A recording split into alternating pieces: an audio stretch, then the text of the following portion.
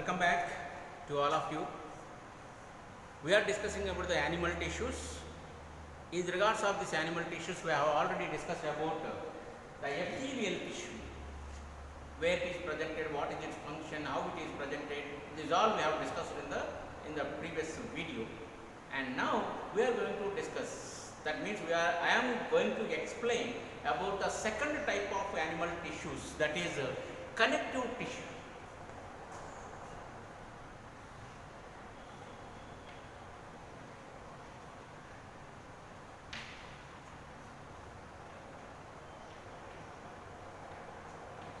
Connective tissue, the name is indicating that it is a connective tissue. It will connect the one organ to another organ. Simple.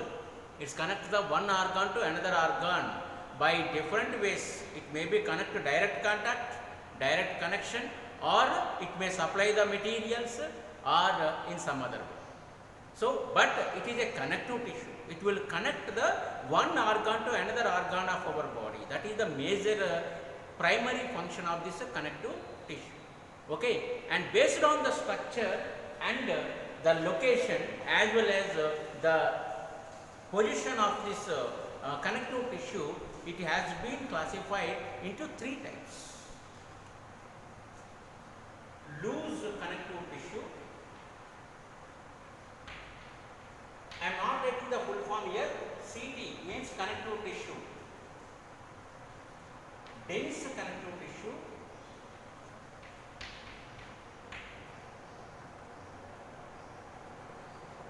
fluid connective tissue. There are the three types of connective tissue: loose connective tissue, dense connective tissue, and fluid connective tissue. Loose connective tissue, immediately we can understand that it will be loosely arranged. Okay, it is occupying the complete body of the animals. It is loosely arranged. Okay, and dense connective tissue, it is compactly arranged and very much stronger. And fluid connective tissue, it is a fluid which transports the materials. It's a simple and concise information about the connective tissue. And now let us learn about the one by one very detailedly. First of all, loose connective tissue. Loose connective tissue furtherly classified into four types, that is areolar tissue,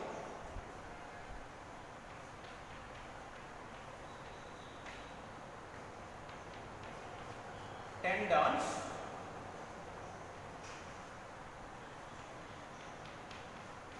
ligament,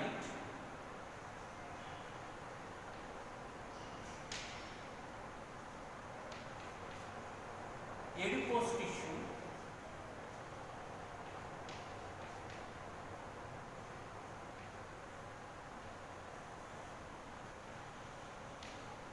and the fifth one, reticulated tissue.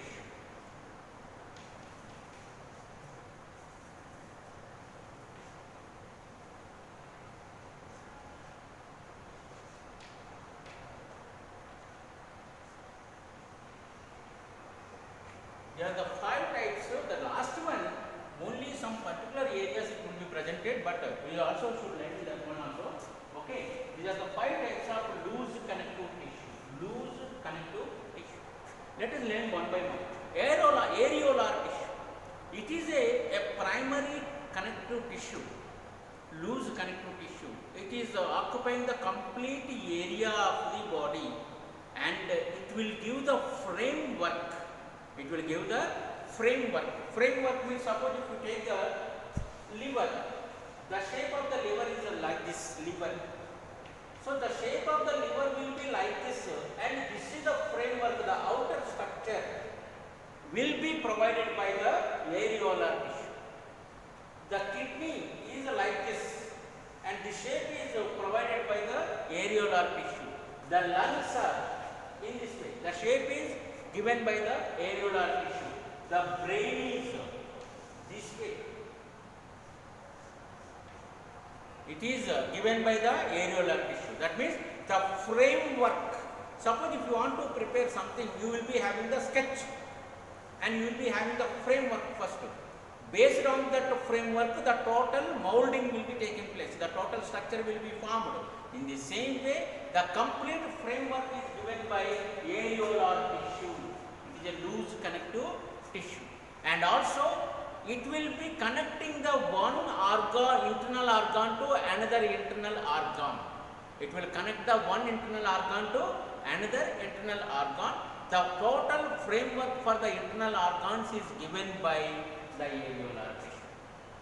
Okay, next one is the tendons. Tendons are also called as white fibers. Tendons are also called as white fibers. You know that we have the bones, 206 bones are there, and more than 600 muscles are presented in our body. And these bones and muscles are work together, complementary to each other. They work together and made possibility of movement of the body. Okay, we are moving from one place to another place. We are moving our body parts here and there from one side to another side. These are all because of the bones and muscles. And these bones and muscles are connected with tendon. These are the white fibers which are present in the areolar tissue, and these connect the bone to muscle or muscle to bone. Suppose this is the bone, and bone to muscle it is connected. This is the muscle and this is the bone. Bone and muscles are connected each other only because of the tendons. If these tendons are not there, not connected, these bones and muscles, there is no coordination and we cannot move our body parts. So, indirectly, these are connecting each other. What is that each other here? Bone and muscle. So that we are able to move our body parts without a friction. Okay. Next one is the ligament. The yellow fibers that are present in the areolar tissue, those are called as a ligament. And these ligaments, okay, bones and muscles are connected by the tendon. Okay, very good. One bone to another one muscle. But whatever the bone to bone, here bone to bone is connected by ligament. Ligament connects the one bone to another bone, like this. One bone to another bone.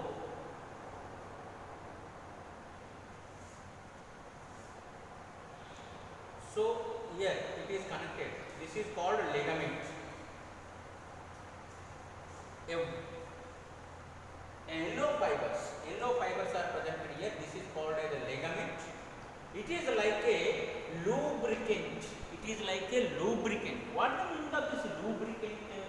Suppose you are riding a bicycle. Somehow your bicycle is giving sound, kirr, kirr, kirr, kirr sound. Then what you will do? You will take some oil and you will put in the chain. So slowly the sound is coming from the bicycle because of the friction between the wheel and the chain. So when you apply the oil into that wheel, automatically the oil acts as a lubricant. It will make the loosen of the chain as well as it will release the friction between the chain as well as the wheel. So that gradually the sound from the bicycle will be reduced and finally no sound will be there. In the same way, here also the ligament acts as a lubricant. It will connect the one bone to another bone at the joint. This is also called as a joint. The meeting place of two bones. The meeting place of two bones is called as a joint. Okay.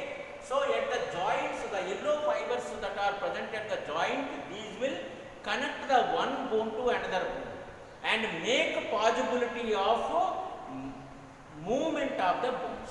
Make possibility of the movement of the bones, that is because of the ligament.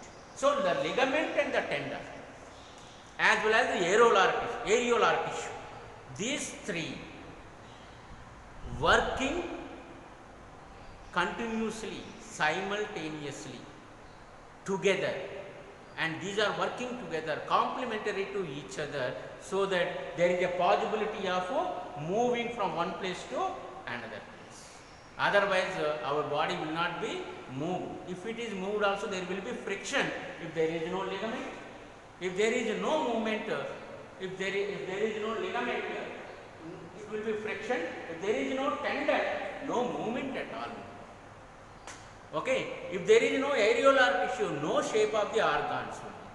So this areolar tissue, tendon and ligament, these are very much important for our. Let us move another one, that is adipose tissue.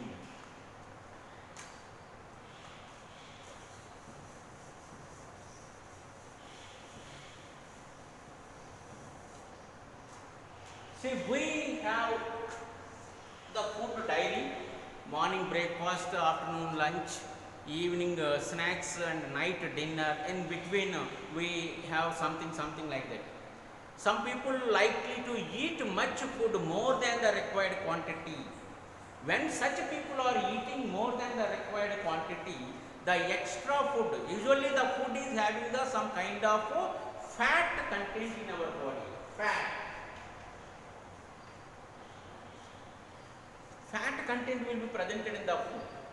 And such food, if you eat more than the required quantity, the excess amount of the fat will be converted into cholesterol, and it is deposited beneath the skin. It is deposited beneath the skin. Under the skin, there is a tissue called as adipose tissue, and this is the tissue which stores the fat.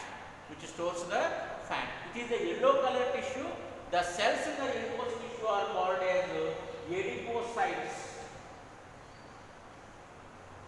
The cells in the adipose tissue are called as adipocytes, and these will store the fat material. So that's why the people are growing day by day, they are accumulating the lots of cholesterol, and their lateral sides will be increases. This is because of the excess amount of the cholesterol is storing beneath, that means under the skin, where the adipose tissue is presented. All the adipocytes, that means adipose tissue cells, will collect all the fat material and they will store it. Whenever the fat is needed for the body, that means at the time of starvation, or the food is not available in many days, at that time our body gets the energy by oxidation of the fat material. Oxidation, reacting with oxygen or addition of oxygen to the fat, it will convert the energy, ATP molecules, and that will provide the energy to us. In the emergency time only, not all the time. The energy provided by the fat is only emergency time. And also one more function of this adipose tissue is, as the fat is stored there, it will be act as a shock absorber. If any electric shock or sunstroke, a heat shock will be there. In such cases, these adipose tissue, the adipocytes which are presented there, those will absorb that shock, and they will prevent our body from shocks, jerks, blows. Okay, this is the major function of the adipose tissue. And come to the next one, reticulated tissue or reticular tissue.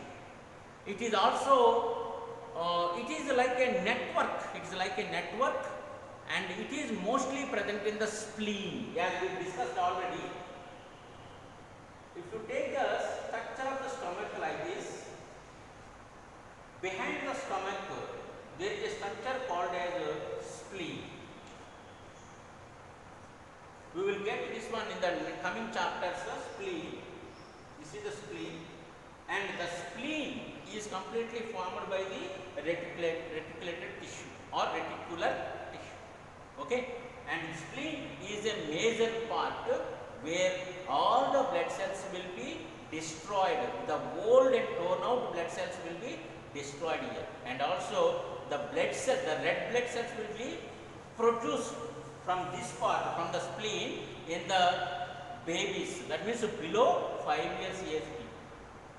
Okay, that is the importance of the spleen. And also when you touch your throat here, somehow you might be finding some balls like structures will be presented.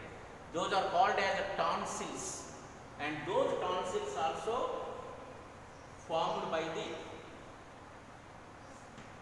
the reticulated tissue.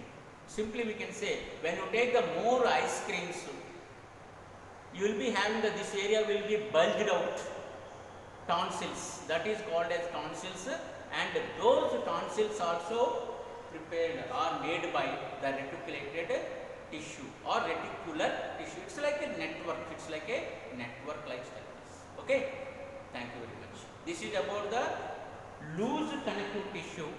In the next video, we are going to discuss about the dense connective tissue as well as the fluid connective tissue. Until that, bye all of you.